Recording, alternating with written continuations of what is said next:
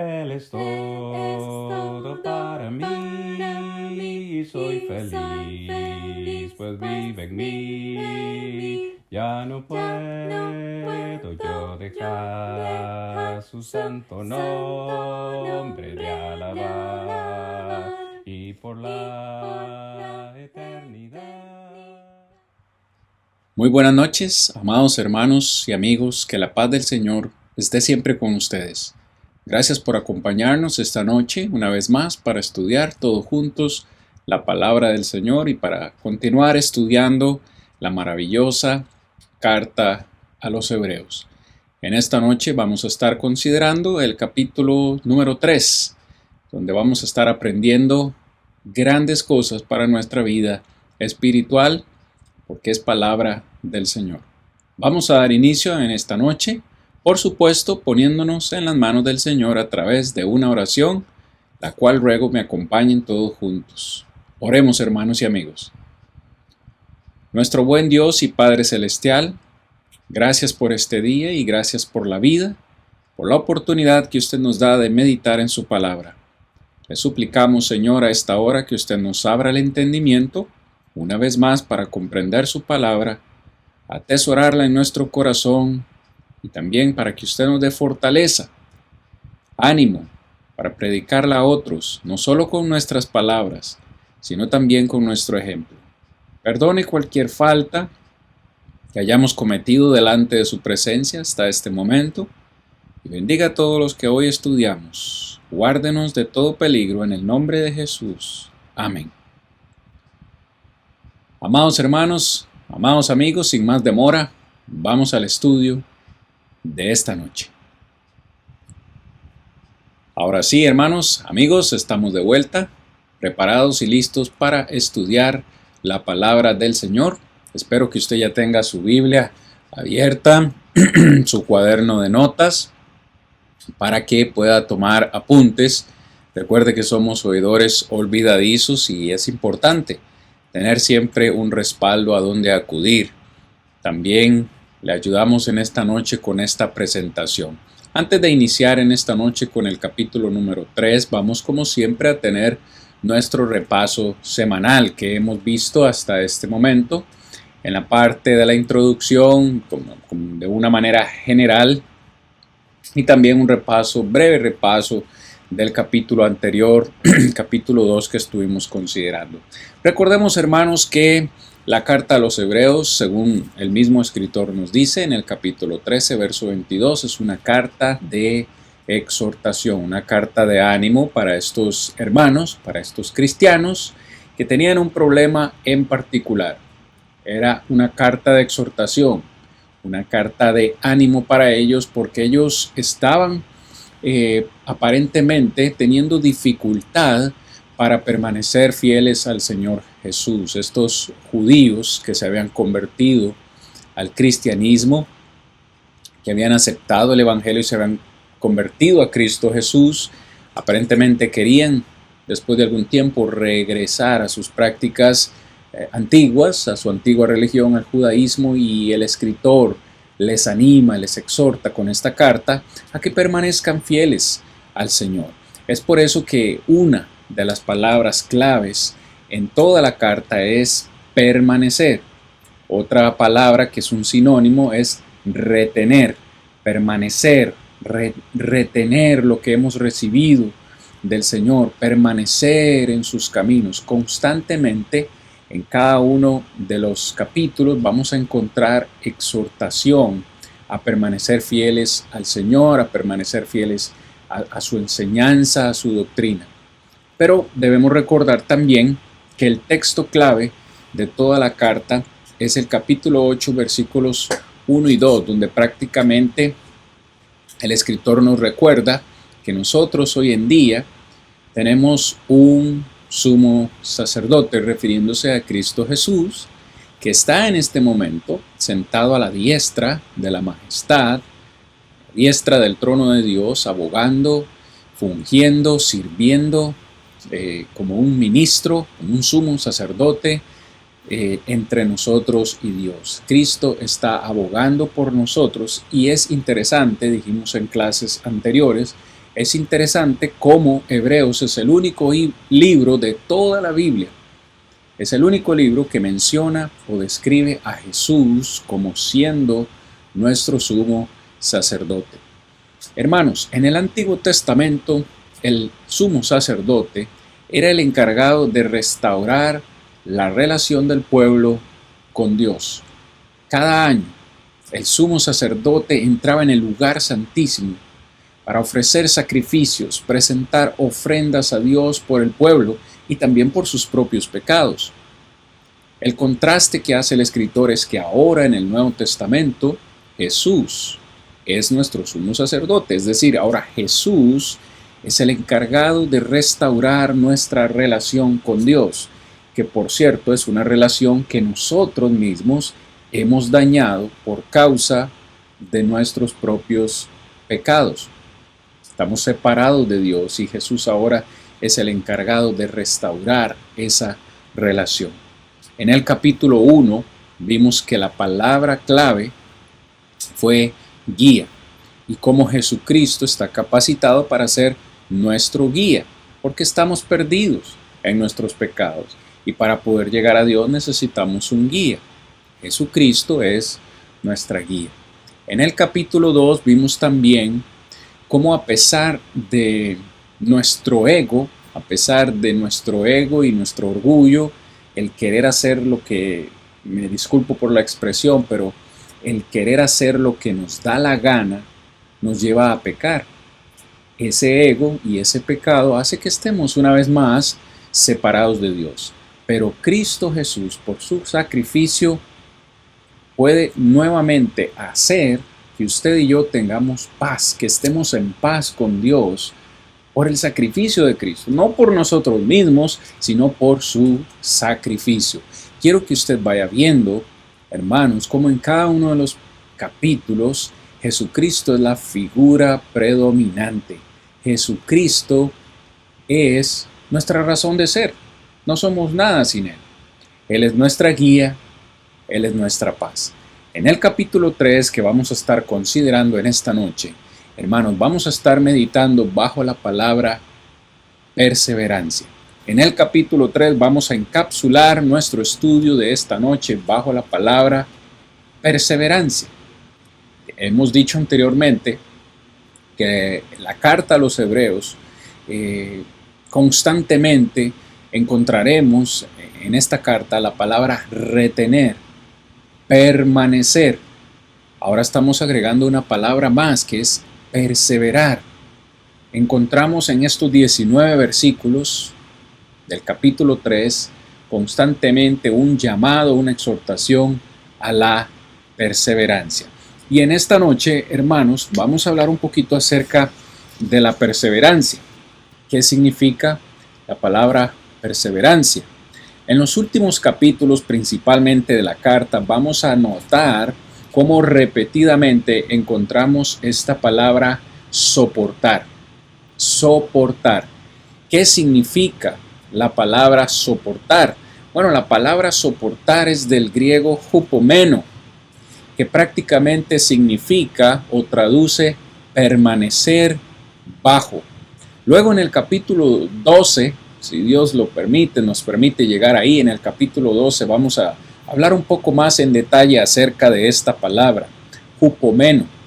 Pero prácticamente en el estudio de hoy vamos a decir que es una palabra que significa permanecer bajo. Eso es soportar. Y en la vida cristiana, espiritualmente hablando, vamos a tener que permanecer bajo las presiones de la vida. Es prácticamente lo que el escritor dice. Si Cristo sufrió, si muchos de los antiguos creyentes sufrieron, nosotros hoy en día necesitamos mantener una mentalidad de sufrimiento. Para eso fuimos llamados, para permanecer bajo las presiones de la vida. Mi hermano y mi amigo, si usted hoy se encuentra sufriendo una adversidad, si usted se encuentra angustiado, sepa que no está solo. Esto lo sufrió Cristo, esto lo sufrieron los antiguos, lo sufrimos todos los cristianos hoy en día. Para poder heredar el reino de los cielos, tenemos que pasar por las angustias y las aflicciones de la vida. Entonces, de esto trata toda la carta a los hebreos. Ellos estaban sufriendo. De hecho, ellos habían sido perseguidos. En el capítulo 10 vamos a ver cómo ellos incluso perdieron muchas posesiones materiales por la causa de Cristo. Estos eran cristianos que habían sufrido.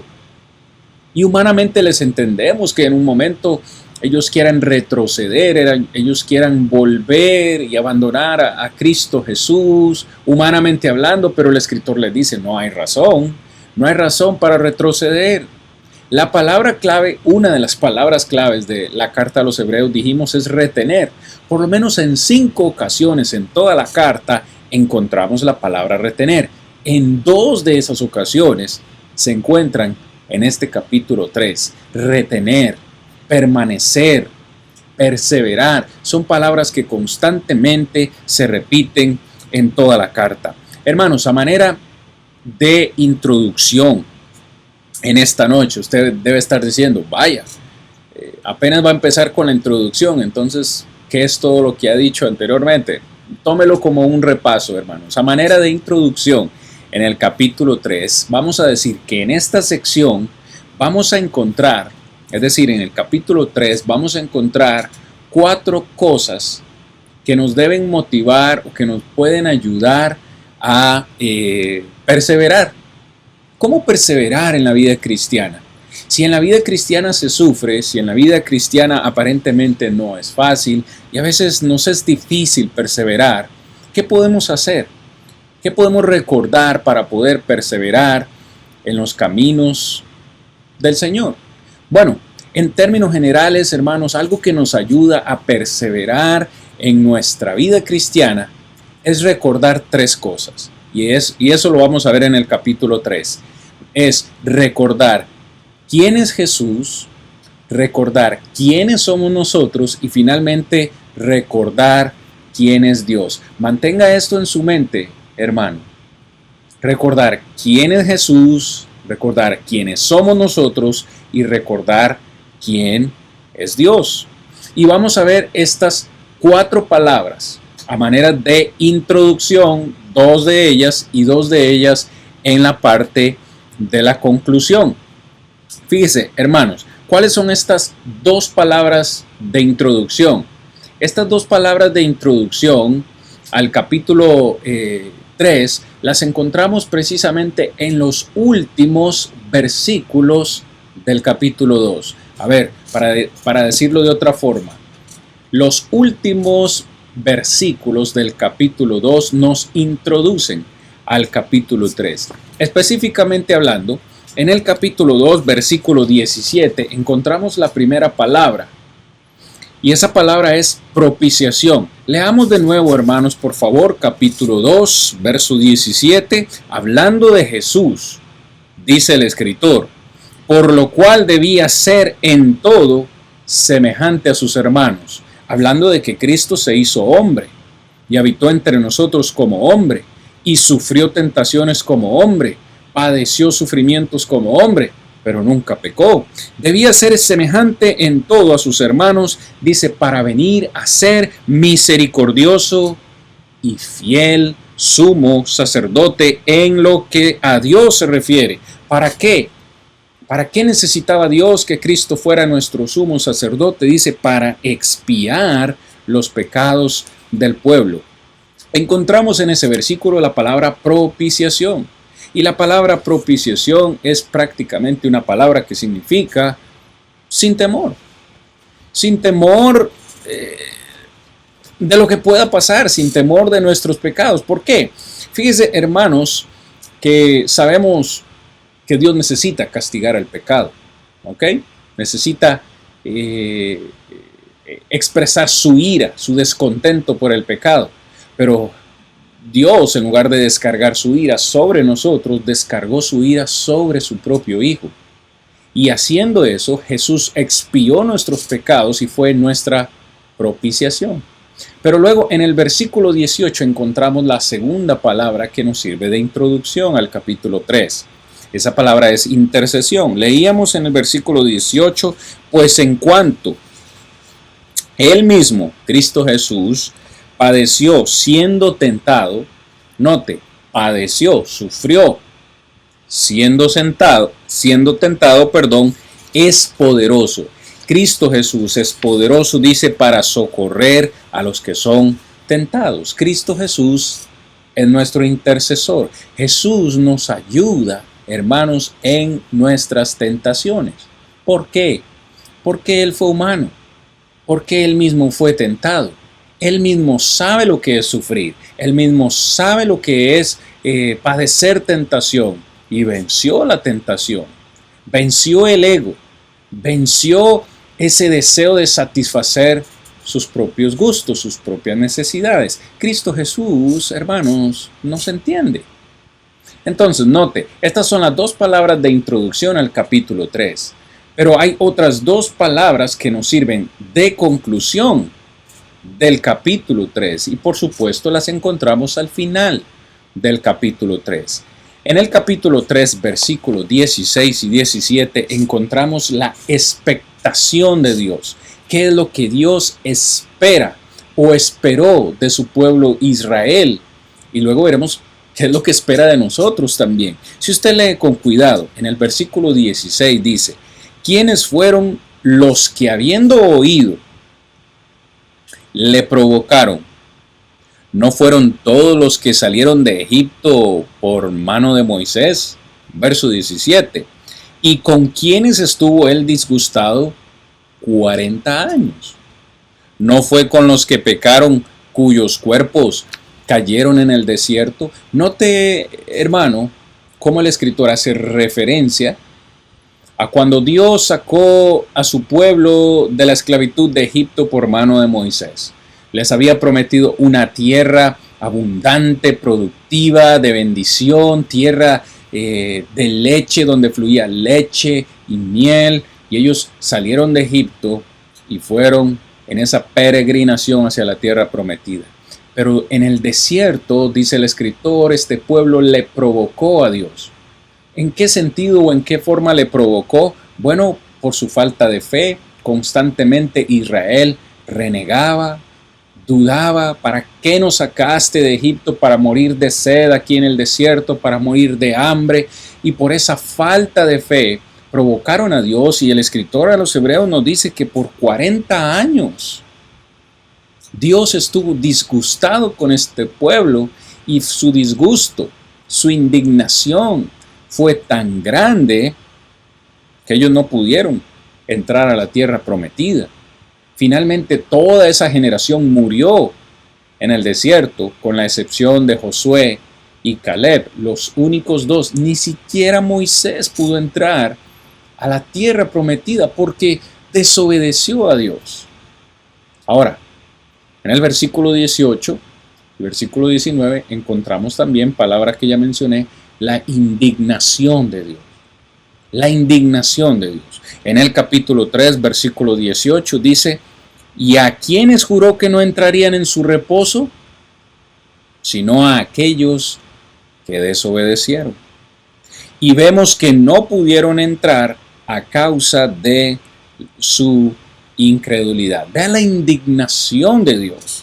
Fue tanto su enojo con el pueblo por su desobediencia, no solo su desobediencia, sino que el versículo 19 dice su incredulidad. Desobediencia, incredulidad, dice: les juró que no entrarían en su reposo. Este reposo se refiere a la tierra de Canaán, a la tierra productiva donde fluía leche y miel. Después de haber sido esclavos por cerca de 400 años en Egipto, ahora Dios les promete un reposo. Pero en el camino hacia el reposo, en el camino hacia la tierra prometida, ellos dudaron. Y su falta de fe los llevó a desobedecer a Dios. De hecho, hicieron un ídolo. Y dijeron: este ídolo, este becerro de oro fue este Dios es que nos sacó de Egipto.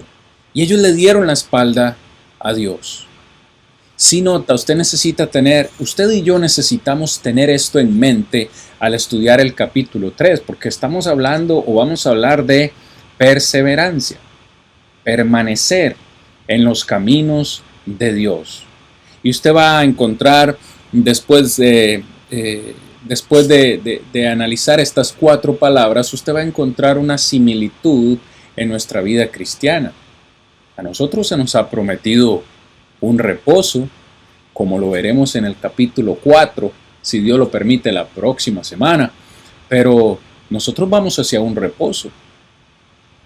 Tenemos prometido un reposo mejor, un reposo eterno, al igual que a Israel se le prometió una tierra. Pero por su desobediencia, por su incredulidad, ellos no entraron a este reposo.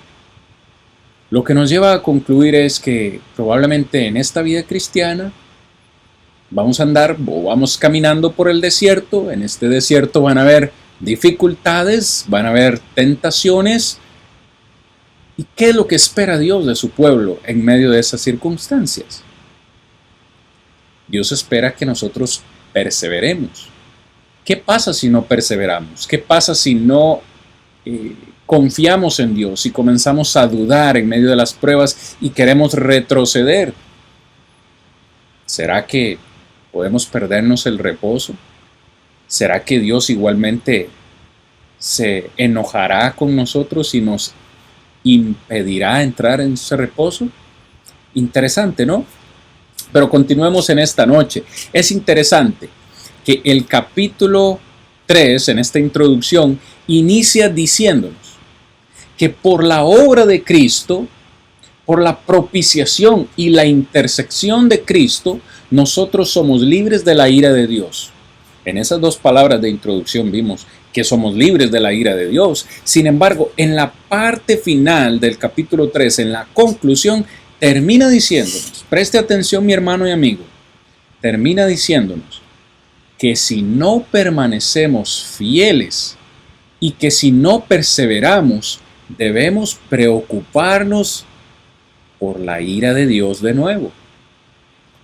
¿Qué texto más hermoso, qué texto más interesante para aquellos que hoy predican, para aquellos que hoy dicen que la salvación es algo que tenemos segura, que la salvación siempre va a estar ahí, no importa lo que hagamos, salvos, siempre salvos, no importa qué. La salvación no se puede perder, dicen algunos, porque la salvación es por gracia, nada de lo que nosotros hagamos va a afectar nuestra salvación. Cuidado, porque estoy de acuerdo con esta declaración en parte. Somos salvos por la gracia de Dios. Nada de lo que nosotros hagamos va a hacer que seamos más merecedores de la gracia de Dios. Sin embargo, eso no significa que Dios no espere de nosotros confianza. Eso no significa que Dios no espere de nosotros obediencia. Fíjese cómo al pueblo de Israel no les dejó entrar en la tierra prometida por su incredulidad y por su desobediencia. Entonces, espero que vayamos todos entendiendo esta parte. Estamos ya en el capítulo 3, hermanos. Si usted va teniendo alguna duda, como siempre lo digo, alguna duda, pregunta, un comentario, siéntase libre de colocarla en la parte de los comentarios. Y la próxima semana le estaremos dando respuesta a su pregunta. Estamos hablando de la perseverancia. Estamos hablando acerca de retener en nuestra vida, retener en nuestro corazón lo que hemos creído. Y hay 4 palabras, hermanos, 4 palabras. Si usted gusta, las puede memorizar. 4 palabras que nos ayudarán en nuestra vida de perseverancia. Si usted y yo podemos recordar estas 4 palabras en nuestra vida, se nos va a hacer más fácil perseverar en los caminos del Señor. La primera palabra que quiero que usted memorice en su mente y en su corazón es confianza. ¿Cómo hacer para perseverar en los caminos del Señor? Necesitamos tener confianza. ¿Cuál fue uno de los problemas de Israel? Su incredulidad. En el desierto, ellos pensaron que Dios los había abandonado. Abandonaron su confianza. Nosotros tenemos confianza por la obra redentora de Cristo Jesús. En el capítulo 3, verso 6, dice el escritor, pero Cristo, como hijo sobre su casa, la cual casa somos nosotros, note, si retenemos firme hasta el fin la confianza y el gloriarnos en la esperanza. Estamos seguros, si retenemos la confianza. ¿Cuál es esa confianza? Dice gloriarnos y gloriarnos en la esperanza. La esperanza de que llegaremos a esa tierra de reposo. La próxima semana veremos cuál es esa tierra de reposo, pero esa confianza no puede irse de nuestra vida. A pesar de que todo se ponga oscuro, nuestra confianza necesita prevalecer. En este momento estoy recordando un corito, un canto que entonamos en la iglesia. Si el sol llegara a oscurecer y no brillara nunca más, yo igual confío en el Señor. Si el sol llegara a oscurecer y no brillara nunca más, yo igual confío en el Señor. La confianza, hermanos, la segunda palabra que debemos recordar es nuestra conversión. En el versículo 14 nos dice el escritor, porque somos participantes de Cristo. Somos participantes de Cristo con tal que retengamos, note hermanos, retengamos firme hasta el fin nuestra confianza del principio. Encontramos la misma palabra confianza, pero ahora no habla acerca de una confianza de lo que está por venir o de esa esperanza que tenemos en el futuro. Dice la confianza del principio, refiriéndose específicamente al momento de nuestra conversión. Tenemos que tener confianza de que fuimos salvos en el momento de nuestra conversión. Hay hermanos que en algún momento se han cuestionado, ¿será que soy salvo? ¿Será que estoy en la iglesia verdadera? ¿Será que el Señor me ha perdonado todas mis faltas? Usted y yo, hermanos, amigos, si estamos en Cristo, como dice, somos participantes de Cristo. Si participamos de Cristo, si estamos en Cristo, tenemos que tener confianza de que Él nos perdonó en el momento que bajamos a las aguas del bautismo. Esa confianza se refiere a nuestra conversión. Pero luego en el capítulo 4, no es el capítulo 3, pero también nos sirve en la fluidez de nuestro estudio, habla acerca de una confesión. En el capítulo 4, verso 14, dice el escritor, por tanto, teniendo un gran sumo sacerdote que traspasó los cielos, Jesús, el Hijo de Dios, si nota otra vez la palabra, retengamos nuestra profesión. Otras versiones de la Biblia traducen esta palabra profesión como confesión. Y prácticamente lo que el escritor nos dice es que nuestra vida, no nuestras palabras, nuestra vida debe ser una constante confesión de nuestra relación con Jesús.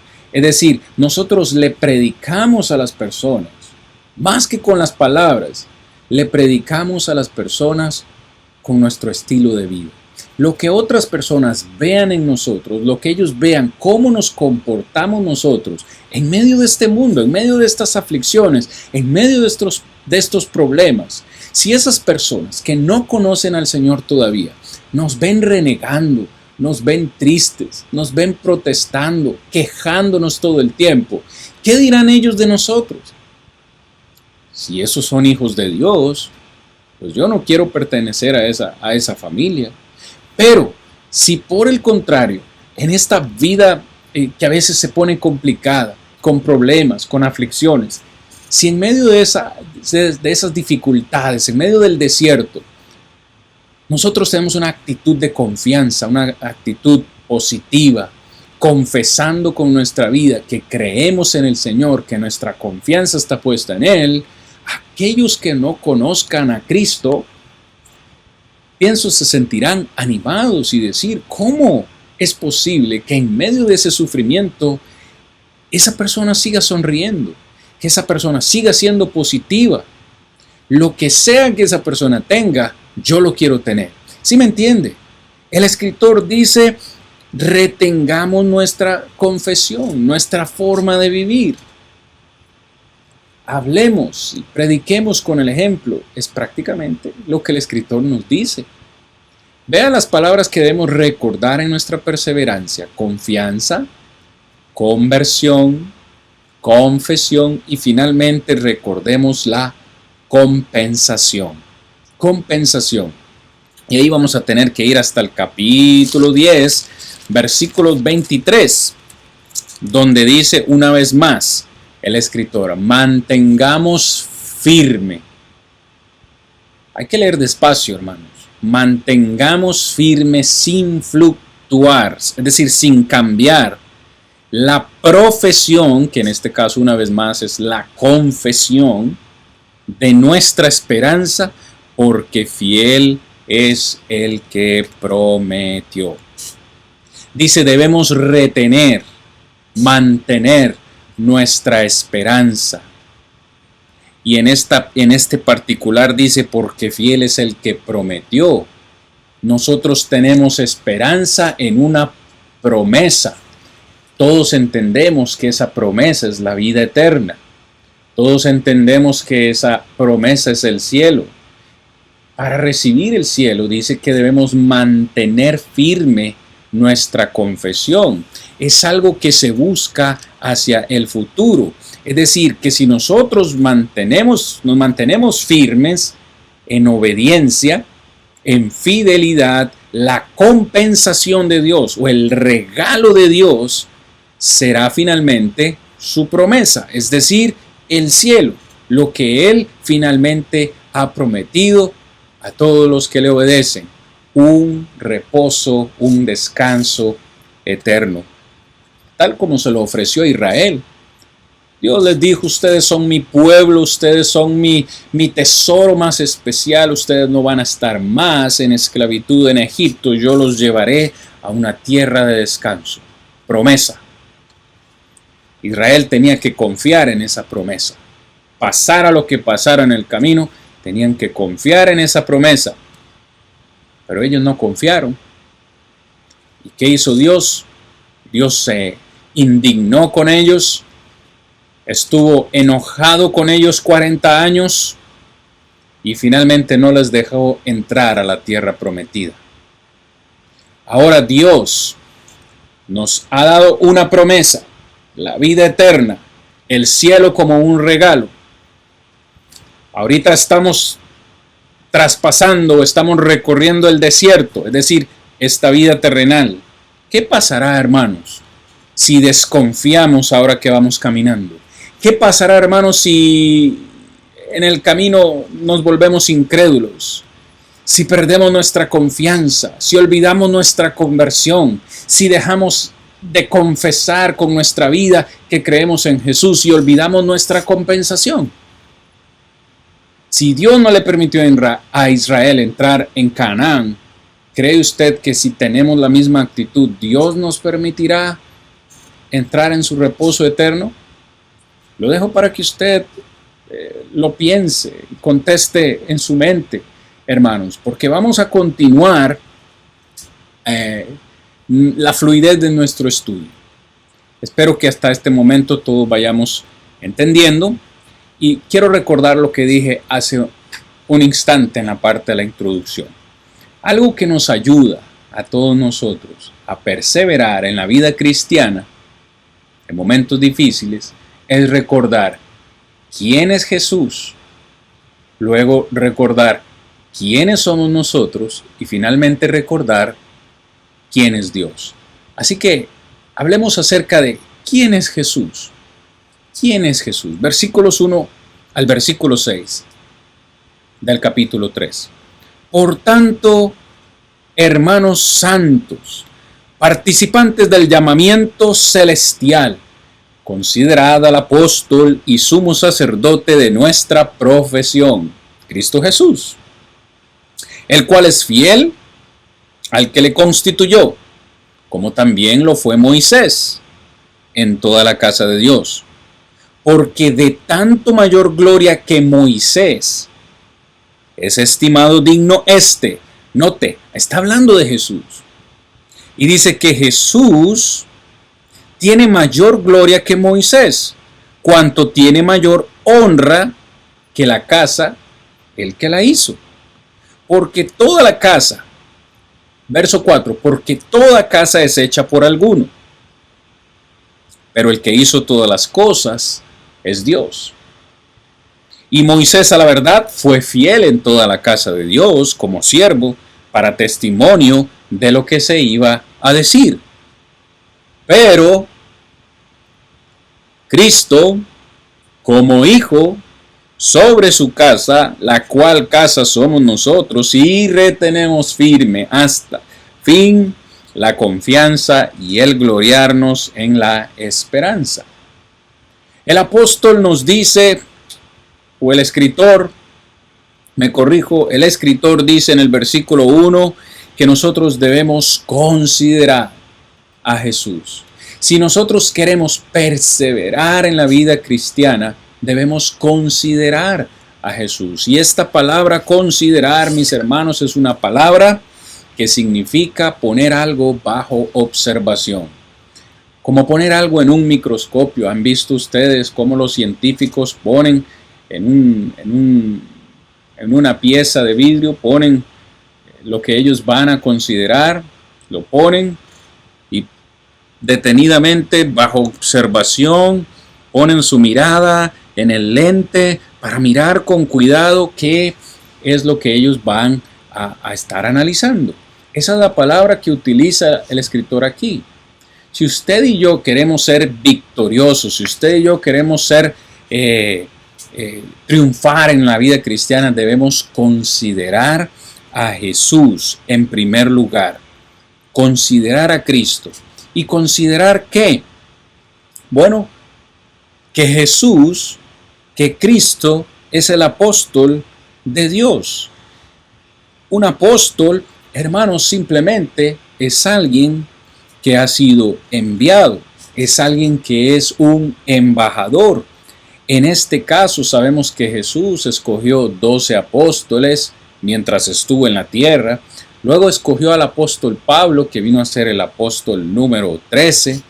Pero textos como Hechos 14:14 nos dice que incluso Bernabé fue un apóstol, porque fue enviado por la iglesia de Antioquía junto con Pablo a su primer viaje ministerial, a su primer viaje misionero.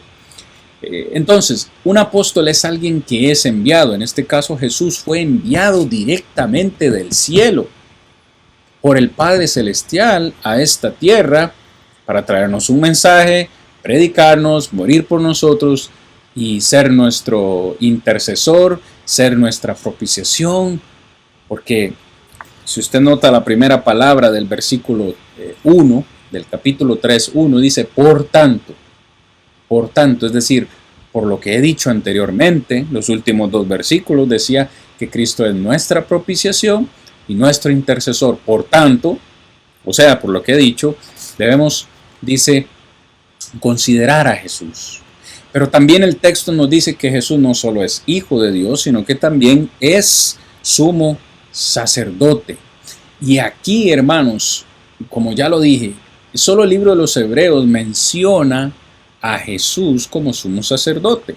En el capítulo 2, versículo 17, ya nos había mencionado que este sumo sacerdote es misericordioso y es un sumo sacerdote que también es fiel.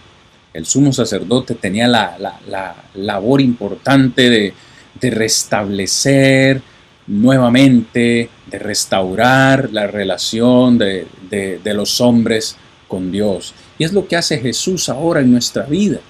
¿Por qué voy a perseverar yo en la vida cristiana? Porque estoy confiado y reconozco que hoy en día en el cielo tengo un sumo sacerdote que está abogando, intercediendo por mí. No estoy solo. Tengo a alguien que es misericordioso y fiel para socorrerme en mis tentaciones, porque él mismo padeció eso. Pero Jesús también dice que es el constructor de la casa que le pertenece a Dios. En el versículo 3 dice, porque de tanto mayor gloria que Moisés es estimado digno Jesús, cuanto tiene mayor gloria, cuanto tiene mayor honra, que la casa, el que la hizo. Es decir, todos nosotros, los que hemos estudiado un poco la palabra del Señor, entendemos que esta casa es la iglesia, que Cristo Jesús es el fundador de la iglesia. Primera de Timoteo 3:15 dice Pablo a Timoteo, para que si tardo sepas cómo debes conducirte en la casa de Dios, que es la iglesia del Dios viviente, columna y baluarte de la verdad. La casa de Dios es la iglesia. Esta iglesia fue comprada y establecida por Cristo Jesús. Por eso Jesús tiene mayor honra, mayor gloria que Moisés, porque Moisés no fue hijo o no es llamado hijo de Dios, porque Moisés fue fiel en la casa de Dios, pero Jesús es el fundador de la casa de Dios. Y finalmente, como acabo de decir, tenemos que considerar a Jesús porque Jesús es el Hijo de Dios, como ya hemos leído. Se hace un contraste entonces entre Moisés y Cristo. Moisés no fue hijo o no es llamado hijo de Dios, aunque fue fiel, aunque hizo una obra magnífica y es uno de los hombres más grandes y mencionados en el Antiguo Testamento, nunca es mencionado él como hijo de Dios. Se hace entonces este contraste entre ellos dos para recordarnos que Cristo y su labor son mucho mejores, son mucho mayores, tienen mayor honra. Cristo es mayor que Moisés. Por eso Jesús le dijo a los discípulos, a la gente que le escuchaba, a esos hombres que le criticaban, hijos de Abraham somos, pues antes que Abraham fuese, yo soy. Cristo Jesús es mucho antes que Abraham, mucho antes que Moisés, y ellos no lo entendieron. Recordar todas estas cosas nos ayudan a perseverar en la vida cristiana y a permanecer fieles. Recordar que tenemos al apóstol de Dios, recordar que tenemos al sumo sacerdote misericordioso, recordar que tenemos al constructor de esta casa espiritual, a recordar que somos socorridos por el mismo Hijo de Dios. Eso nos debe ayudar a permanecer fieles. Entonces, debemos recordar quién es Jesús, pero ahora, hermanos, recordemos quiénes somos nosotros.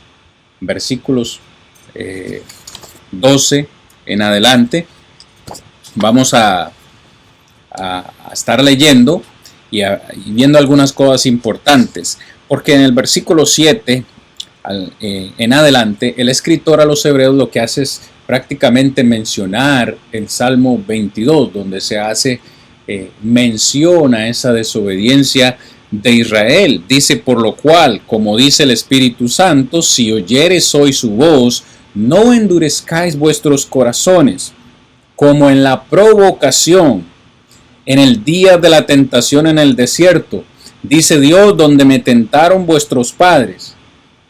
Me probaron y vieron mis obras por 40 años. Esto es lo más grandioso, que Dios nunca los abandonó. Les dio agua, les dio comida, les dio protección, les dio en la nube, les dio la columna de fuego, estuvo siempre con ellos. Ellos vieron mis obras, a causa, dice, de lo cual me disgusté contra esa generación. Y dije, siempre andan vagando en su corazón y no han conocido mis caminos. Verso 11, por tanto, por la actitud de ellos, juré en mi ira que no entrarían en mi reposo. ¿Quiénes somos nosotros, hermanos? Según el texto, versículo 1 y versículo 12, nosotros somos vistos como hermanos, o el escritor nos ve como hermanos. Somos una familia, la familia espiritual, la familia de Dios. Vea el verso 12, mirad, hermanos, que no haya en ninguno de vosotros corazón malo de incredulidad para apartarse del Dios vivo. Fíjese cómo el escritor hace ahora el contraste. Les exhorta a ellos, pero nos exhorta también a nosotros. Les está diciendo, vean el ejemplo de Israel. Vean lo que Dios les prometió a ellos y vean lo que ellos hicieron. Por tanto, tomemos este ejemplo, dice el escritor. Tomemos este ejemplo y hermanos, nos llama hermanos, mis hermanos, nos dice, no haya en ninguno de nosotros un corazón malo de incredulidad para apartarse del Dios vivo. Hermanos, usted y yo creemos en un Dios vivo y no puede existir ni una sola molécula, ni una sola partícula de incredulidad en nuestro corazón. Porque podemos estar cayendo en la misma tentación en la cual cayeron los israelitas en el desierto. Y con el peligro latente de estar sujetos a la ira de Dios. Y Dios guarde, Él se enoje con nosotros, ni Dios quiera que Él se enoje con nosotros y nos castigue en negarnos el reposo eterno que nos ha el Señor prometido. Por supuesto, aquí el término hermano se significa uno que ha sido apartado y es usado en un sentido general para referirse a hombre y para referirse a mujeres, hermanos, sin distinción de sexo. ¿Cómo? Es lo que el escritor nos dice. ¿Cómo me voy a apartar de mi familia espiritual? Si hoy estamos en Cristo, ¿cómo nos vamos a retroceder? ¿Cómo no vamos a retener lo que hemos creído? ¿Cómo nos vamos a apartar si somos hermanos, si somos una familia espiritual? Ahora, el texto también nos llama o nos dice que somos individuos que compartimos un llamado celestial. En el versículo 1, hermanos santos, participantes del llamado celestial. Hermanos, a nosotros no nos ha llamado el gobierno, a nosotros no nos ha llamado ninguna institución humana. Hemos recibido este llamamiento directamente desde el cielo. Por eso su embajador, por eso su apóstol fue enviado desde el cielo a darnos este llamamiento. Y Dios nos llama por medio del Evangelio, según lo que dice 2 de Tesalonicenses capítulo 2, verso 4. Dios nos llama por medio de su Evangelio. Cuando usted y yo obedecemos ese Evangelio, entonces aceptamos el llamado de Dios. Si hoy usted está en la iglesia, si hoy usted es miembro del cuerpo de Cristo, nunca olvide que su llamamiento es celestial y eso nos dignifica, nos da valor. No fuimos llamados por cualquier persona, por cualquier gobierno, fuimos llamados por el Creador de los cielos y de la tierra. Un llamamiento celestial. Pero también el texto nos dice que somos una casa, ya lo leímos en el versículo 6. Y vimos también que esta casa, según entendemos la palabra de Dios, es la iglesia misma. La iglesia no son las 4 paredes, no es el techo. Esta casa de la cual se hace mención es una casa espiritual. Vea lo que 1 de Pedro capítulo 2 versículo 5 nos dice. Un texto importantísimo. Palabras de Pedro. Dice desde el versículo 4, acercándoos a él, piedra viva, hablando de Jesucristo, piedra viva, desechada ciertamente por los hombres, mas para Dios escogida y preciosa. Esta piedra es preciosa, es escogida. Vosotros también, como piedras vivas, dice Pedro, sed edificados como casa espiritual y sacerdocio santo para ofrecer sacrificios espirituales aceptables a Dios por medio de Jesucristo. Estamos o somos una casa espiritual.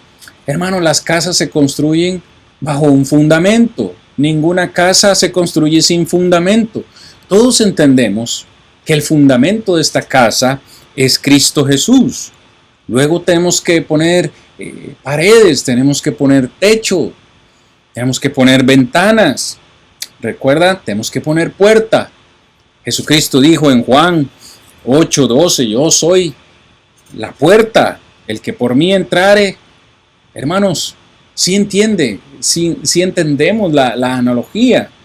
Luego dice que para poder llegar a la casa necesitamos tener un camino.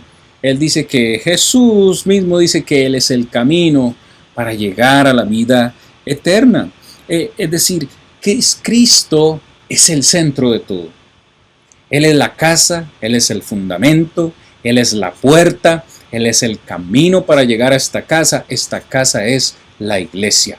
Y la iglesia no es el edificio, la iglesia somos nosotros. Esta iglesia la fundó, la estableció con su propia sangre.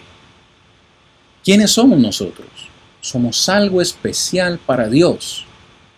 Tan especiales que su propio Hijo tuvo que dar su vida para que nosotros fuéramos comprados. Por eso somos participantes de Cristo, es lo que decía el versículo 14 que ya nosotros también leímos. Somos participantes de Cristo. ¿Qué significa esto? Que compartimos todo en Cristo Jesús. Textos como Efesios 1:3 y 1 de Corintios 1, 2 y 3 que le animo a leer en la intimidad de su casa nos ayudan a recordar que ahora todo lo compartimos en Cristo Jesús. Entonces hemos dicho o hemos hablado de quién es Jesús, hemos hablado de quiénes somos nosotros, para finalmente, hermanos, en esta noche ir concluyendo y hablar acerca de quién es Dios. ¿Quién es Dios? ¿Qué nos dice el texto? Recuerda, hermanos, hace un momento hablamos acerca de las últimas dos palabras de conclusión en el capítulo 3. Bien, leamos desde el versículo 13. El versículo 12 nos decía que nosotros no podemos tener un corazón malo de incredulidad. Y por eso el versículo 13 nos dice, antes exhortaos unos a otros cada día.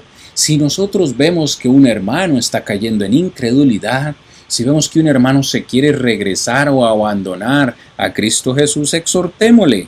Entre tanto que se dice hoy, para que ninguno de vosotros se endurezca por el engaño del pecado. Hay un peligro latente. Si perdemos nuestra fe, nuestra confianza, hay un peligro que nuestro corazón se endurezca y nos entreguemos al engaño del pecado. Por eso tenemos que animarnos, exhortarnos unos a otros. Dice, porque somos hechos participantes de Cristo, con el tal que retengamos firme hasta el fin nuestra confianza del principio.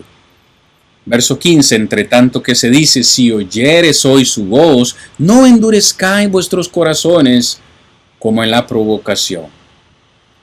Hablábamos de estas dos palabras finales del capítulo 3, la expectación y la indignación.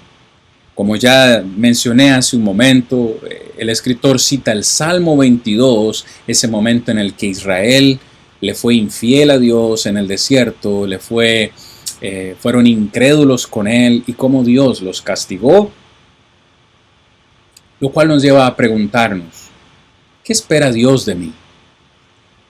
Pregúntese esto en esta noche, hermanos, que vamos concluyendo. Nosotros somos cristianos. Nosotros hemos recibido ese llamamiento, lo hemos obedecido.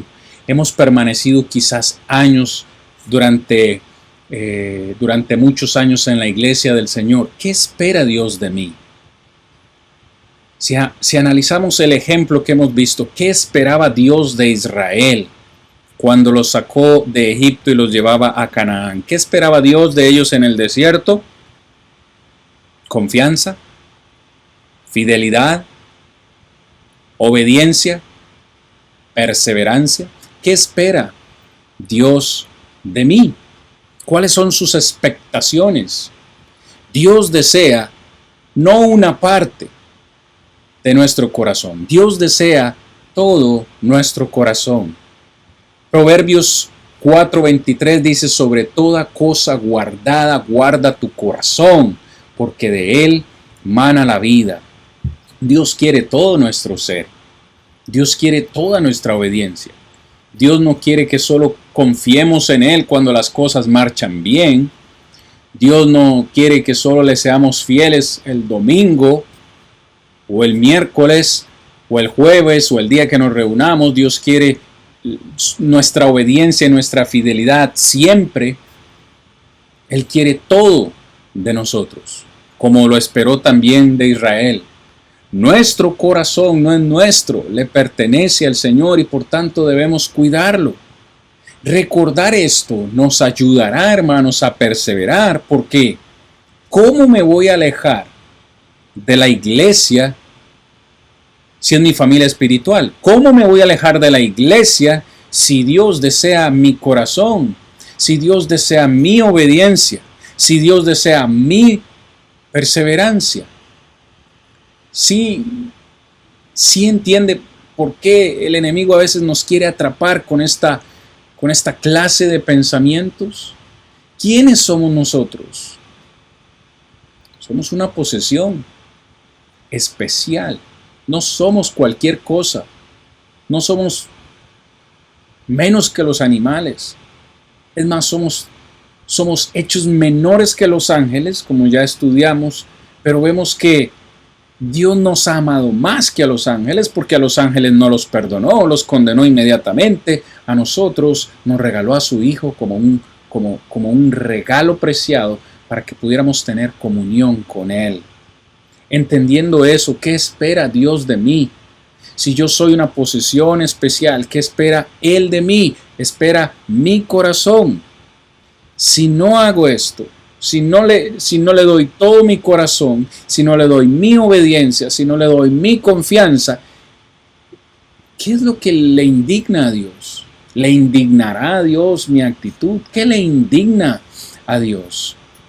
Una vez más, usted necesita recordar, yo necesito recordar, cuando me quiera regresar, cuando le quiera ser infiel a Dios, necesito recordar qué le pasó a Israel cuando no le dio a Jehová la gloria, cuando no le dio su corazón en el desierto. ¿Qué les pasó? Dios se enojó con ellos, vieron sus obras y les juró que no les permitiría entrar en su reposo. Dos palabras griegas, hermanos, para enojo. Cuando dice el texto que Dios se enojó con ellos, hay dos palabras griegas. La primera de ellas es fiumas, y esta hace referencia a cuando uno pierde la dulzura del carácter. De pronto usted está tranquilo y alguien le dice algo o le hace algo que a usted le molesta y usted se enojó y perdió la dulzura de su carácter, y en unos minutos usted olvida lo ocurrido. Se le pasó. Pero hay otra palabra griega que es orgé.